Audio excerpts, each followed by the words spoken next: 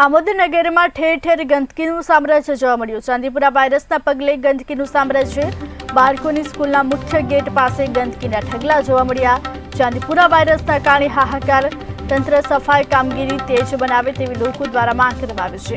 એક તરફ ચાંદીપુરા વાયરસે હાહાકાર મચાવ્યો છે તો બીજી તરફ ગંદકીનું સામ્રાજ્ય જોવા મળ્યું। આમોદનગરમાં ઠેર ઠેર ગંદકી જોવા મળી છે। ચાંદીપુરા વાયરસના પગલે ગંદકીનું સામ્રાજ્ય જોવા મળ્યું। બાળકોની સ્કૂલના મુખ્ય ગેટ પાસે જ ગંદકીના ઢગલા જોવા મળ્યા। ચાંદીપુરા વાયરસને કારણે હાહાકાર મચ્યો છે। તંત્ર સફાઈ કામગીરી તેજ બનાવે તેવી લોકોની માંગ છે। આમોદનગર મિશ્ર શાળા નંબર 1 પર ઊભા છે। તમે જોઈ શકો છો કે આ મિશ્ર શાળા પાસે છેલ્લા ઘણા સમયથી અહીં આગળ ખૂબ કચરો જોવા મળે છે, ખૂબ દુર્ગંધ પણ મારે છે। તેમજ અત્યારે હાલમાં જે ચાંદીપુરા વાયરસ આવેલો છે જેના કારણે આગળ નાના ભૂલકાઓ પણ સ્કૂલમાં અભ્યાસ કરે છે।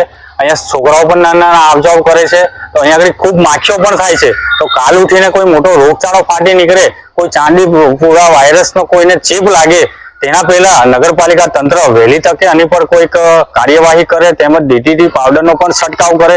તેમજ આમોદ નગરમાં ઘણા એવા વિસ્તારમાં જે વરસાદ ખૂબ પડવાના કારણે જે પાણીનો ભરાવો થયો હતો, ઘણા એવા ઘરોમાં પાણી ભરાયા હતા, તો આજે પાણી પણ ઉતરી ગયા છે। તો નગરપાલિકા તંત્ર કોઈ રોગચાળો ફાટે નહીં તેના માટે વહેલી તકે ત્યાં આગળ ડીડીટી પાવડરનો છંટકાવ કરે તેવી અમારી માંગ છે। અને કાલ ઉઠીને કોઈ પણ આગળ રોગચાળો ફેલાશે તો સમગ્ર જવાબદારી